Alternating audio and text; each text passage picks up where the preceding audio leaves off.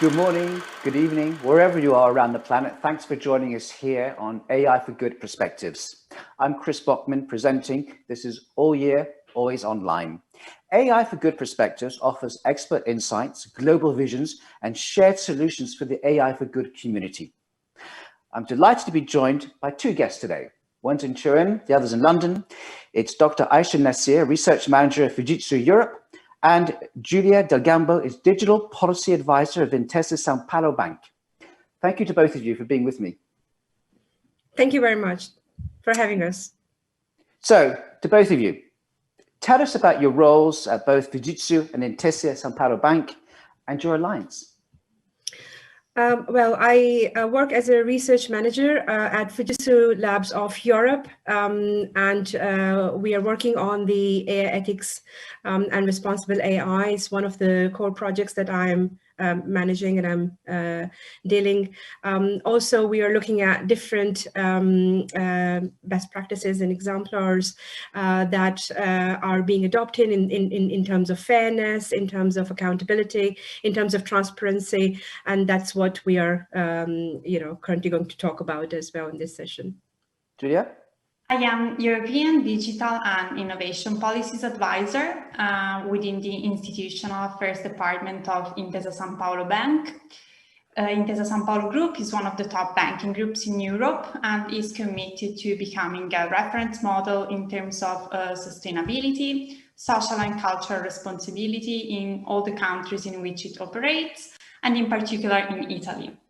So Intesa Sanpaolo and Fujitsu started this collaboration together because we believe that trustworthy AI could deliver a sustainable digital transformation, and we support very much the European Commission's aim to set out an ecosystem of trust.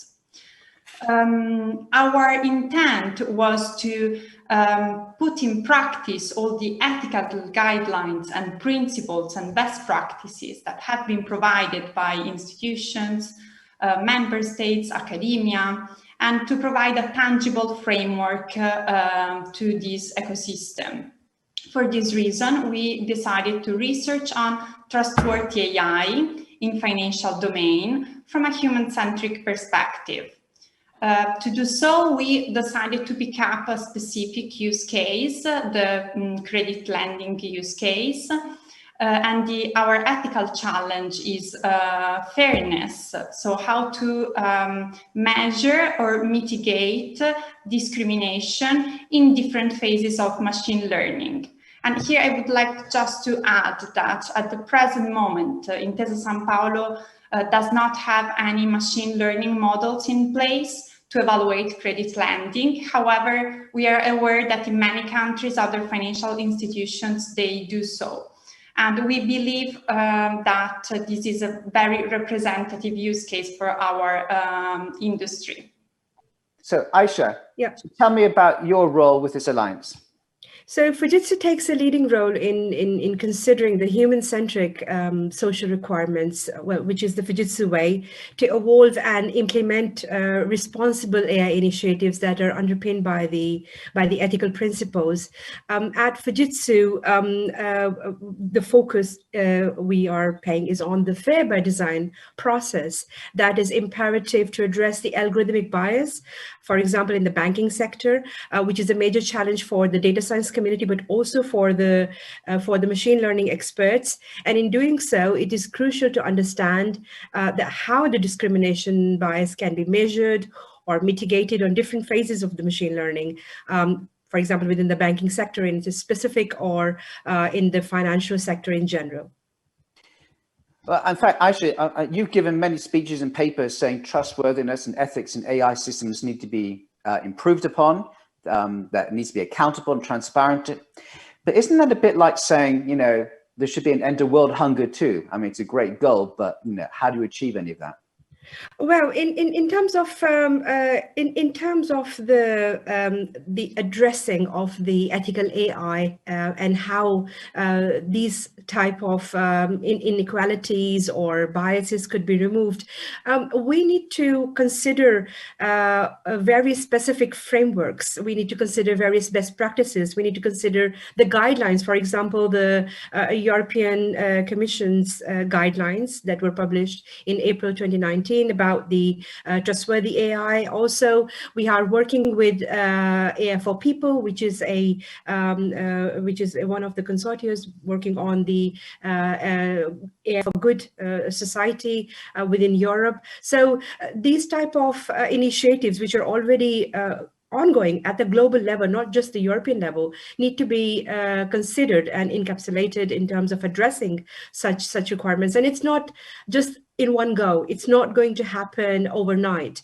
It is a gradual process which would take some iterations, and slowly and gradually we'll be able to achieve an overall ethical or responsible AI society. Julia, do you want to add anything there? Yes, so we tried with our collaboration to provide a tangible framework, but also methodologies and algorithmic approaches in order to advise AI developers and practitioners. And for this reason, we designed what we call a roadmap to fairness, which actually was one of the outcomes of our project. And it's like a snake, it's a journey that we consider you have to follow in order to pursue fairness. It's a general roadmap, which means that it has to be flexible, and it's meant to be like that, because in each specific project, you have to consider all its peculiarities and the specific circumstances that you can find. So this unfortunately means that is a case-by-case research. For instance, the roadmap is made of 5 steps, and it's not meant to be strict. So the first 2 are related to people with not necessarily a technical background, but we believe you also have to include people with legal and perhaps a philosophical background to ask themselves questions like how would you define fairness, or what are the protected classes? And the other 3 phases are more up to AI developers and software engineers, and they try to translate in a mathematical language all the other considerations that were made in the first part. Now, you developed a toolkit together during the collaboration, a demonstration that you want to share with us now, which we need to stress is at the development stage. It's a little bit complex, but I think you're going to be able to explain this to us. So let's look at this demonstration, which you're calling Be Fair. What you see here is Be Fair. This is a beta version of a dashboard developed in collaboration between Intesa Sanpaolo and Fujitsu. This dashboard is meant to assist data scientists and developers to assess fairness in their machine learning pipeline. As you can see, this dashboard is organized in different panels. This first panel is just an introduction, just to let the users know what this dashboard can do. Actually, we can see that this dashboard is about detecting bias in input data, detecting bias also in the output of machine learning models. It also helps monitoring the model performance, focusing on mitigation strategies to be done in order to mitigate fairness issues. And then also to compare different mitigation strategies that one can implement to reduce the bias in the models. And also there is a causal graph. This as well helps data scientists and developers to understand the structure underlying the data that they are using and the causal relationship in the data. So in this second tab, there is a detailed explanation of what is fairness, what are the different criteria, what are the different metrics that have been developed in the literature. There are many of them, as you may know. There are very different definition of what is fair, what is fairness in different situations, very different type of metrics, also mathematically speaking. So here you have a detailed explanation of all this. Then there is the actual assessment part. So what you have to do is to simply upload your data. And here you can see with visualization and plots the assessment of, in this tab, specifically the bias that is potentially present already in the dataset. Here, of course, you can select the different attributes that you want to consider as protected attributes, so the one with respect to which you want to measure your bias, your fairness. Then we have a panel dedicated to the mitigation strategies. So here, the point of this panel is to make a comparison between a model in which you have not done anything to actually mitigate your bias, and instead a model that is selected here, a model in which you have done something. You have done something in order to mitigate your bias. So here you can compare them with respect to many different fairness criteria. And you can also monitor the performance. So here there are typical model performances in machine learning, recall, precision, the ROC curve, and so on and so forth. Then maybe one of the most interesting part is the model comparison. So once you have developed different mitigation strategies in order to assess and mitigate your bias, here you have tools to compare them. So here you select your strategies. Here you can select strategies without any mitigation, and here in this plot where you can actually choose among different fairness metrics from here, and different performance, prediction performance of the models from here. In this graph, you can actually inspect what your models, what your different mitigation strategies are doing, and select what you deem the best one. Then, as I was saying before, we have developed a causal graph. This is a graph in which arrows represent causal relationships. So these nodes are the different features. So this is intended to be a help for the data scientists to understand what is the relationship among the different attributes that they have in their data. And they can also focus on single nodes in order to have a more specific view of the causal relationship. Thank you.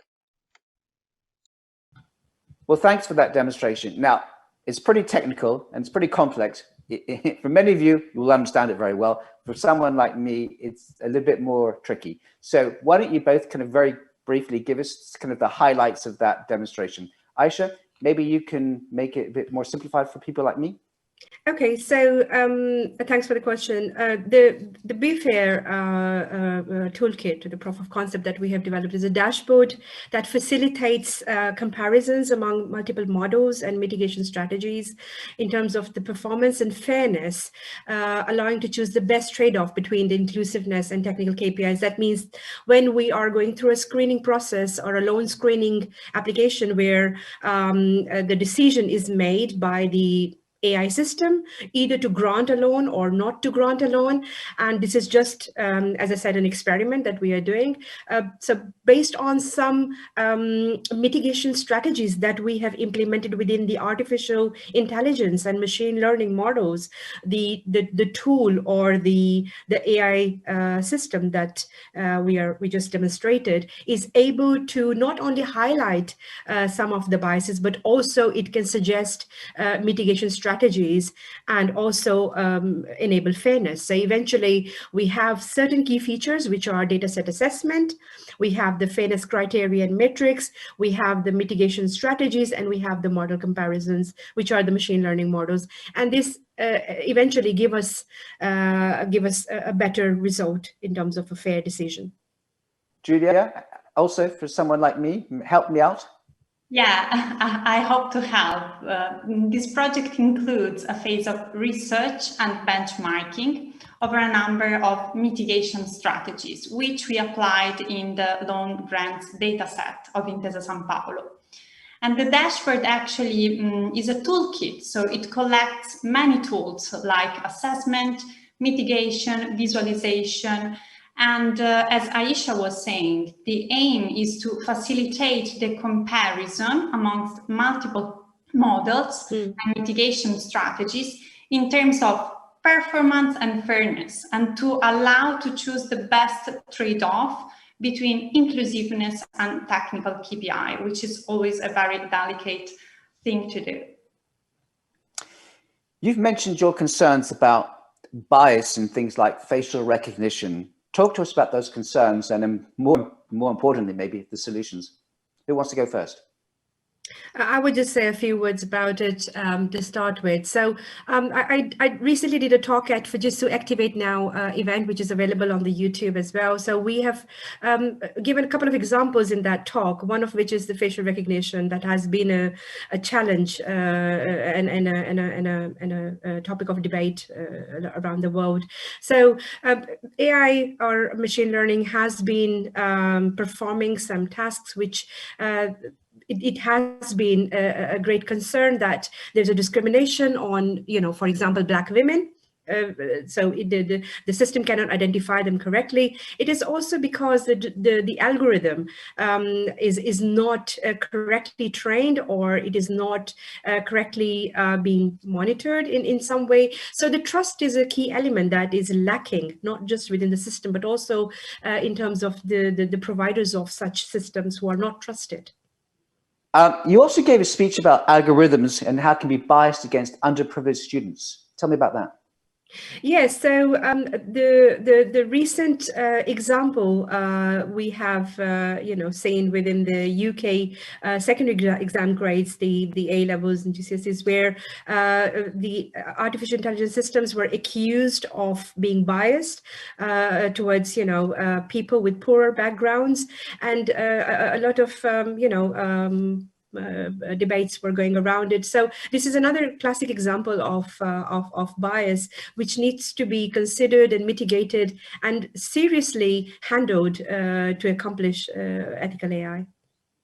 Now, AI ethics means international regulations, of course. What can Fujitsu do at your level? And one thing which I have seen is that you've developed an AI ethics network worldwide. Tell me about that. Yes, we have the internal as well as external network that are actively collaborating on the AI ethics activities. So we are working towards standardization, we are working towards the regulation, we are working towards certification. And in doing so, we are collaborating with several stakeholders. As I mentioned earlier, the AI for People, we are working with European AI Alliance, we are also working with the ISO and several other standardization bodies, IEEE, for example, as well. Now, when I say that it is the regulation or it is the standardization, from the Fujitsu's perspective, we have several colleagues who are span across the globe, for example, in Americas, in Canada, in Japan, in Europe, and we are all actively working together to achieve this initiative. Aisha, also, I saw that you've talked about more investment in AI ethics research. Are you referring to brain power, or you're talking about financial investment, or both? What do you mean? Well, it's everything. When we talk about resources, it's not just the capital resources, it's about human resources as well as the company's initiative and their entire code of conduct that needs to be in place to accurately address this. So it is the brain power, it is the human resources, it is the capital investment as well. It takes everything to address this issue. And so just as we wrap up here, to both of you, Julia, you first. Is this why the ITU platform is so important for you to be involved in this?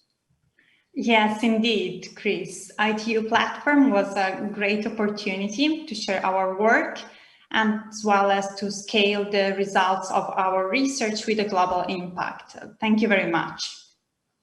Aisha. Yes, indeed. I mean, it has been a privilege to be invited to participate in this event. And ITU is a huge platform with a very broad spectrum of audiences and a reach out, I think, which is very valuable to address certain issues like, ethical AI and responsible AI and trust all around the globe. It's very valuable. Fantastic. So, Julia from Intesa Sanpaolo Bank in Turin, thank you very much for your time. And Aisha from Fujitsu in London, thank you so much also for your time. Thank you very much. Great conversation. And I'm sure we'll be hearing from you much more in the future. So to our viewers everywhere, thank you very much for watching the AI for Good Perspectives. We'll have so much more coming up in the coming weeks to continue to monitor us for more on this global conversation. That's all for now.